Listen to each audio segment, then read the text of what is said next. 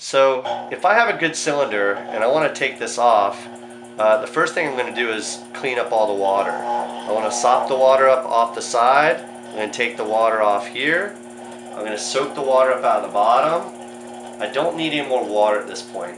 I can clean my hands off a little bit, and I'm going to take a metal rib. I would suggest using the rubber rib for a little while until you get used to smoothing. So my hands are pretty dry. I'm going to be smoothing at 4 o'clock, the same place that I pulled. So my left hand's going to go on the inside, and I'm going to take my rib, I'm going to lay it on the outside at 4 o'clock. My inside hand is across right there. So I lay it in, and I slowly just rise up like this. When I get to the top, you can see right where my fingers were right next to it, right across from the rib. So I clean up the outside. At this point, I'm going to clean the rim of the pot. I have a piece of plastic that I cut off, about this big. I'm going to take the plastic, I got a little bit of water, I folded it over itself. I'm going to roll it over the rim like this a little bit, just to make it nice and smooth. It's very smooth. Take all the water off my hands from that plastic.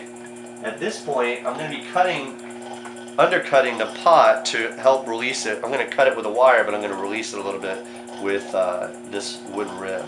So I'm going to hold it in here at the bottom at 4 o'clock. I'm going to slowly just scrape away some of the clay that's at the bottom. Okay, we could smooth this at Leather Hard at our table also. We don't have to smooth it later.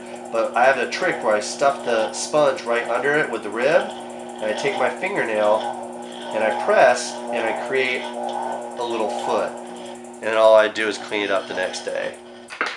So to take this off the bat, I take a wear board up here, get my wire nice and tight with my thumbs. I'm going to go across the back here.